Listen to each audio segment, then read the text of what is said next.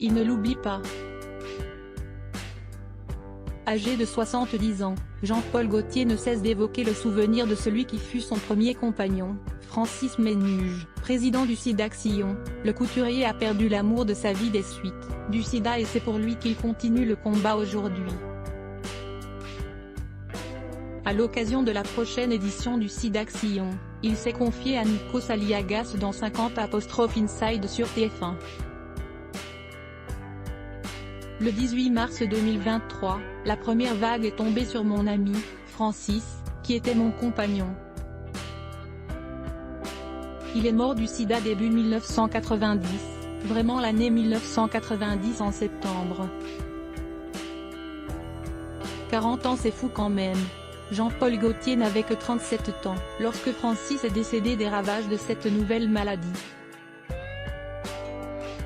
Depuis, il ne cesse de s'impliquer dans la lutte contre le sida, aux côtés de son ami Line Renaud, et de collecter des fonds pour la recherche.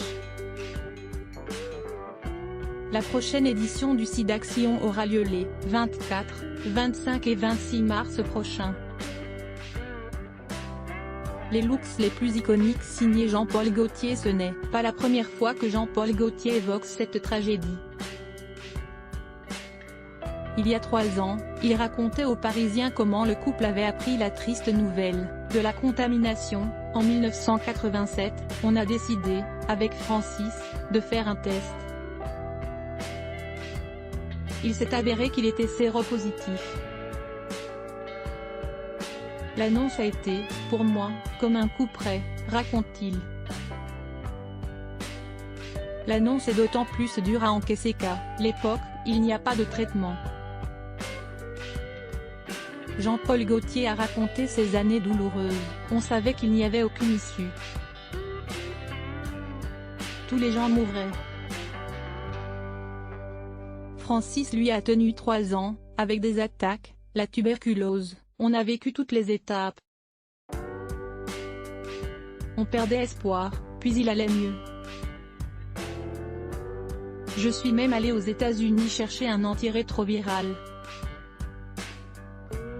Un jour, il entre à l'hôpital pour ne plus en sortir, sauf à la fin où on a préféré l'avoir à la maison. Pour le fan de marinière, le message est clair, je mène ce combat pour lui, mais aussi pour les jeunes qui n'imaginent pas qu'ils peuvent être contaminés.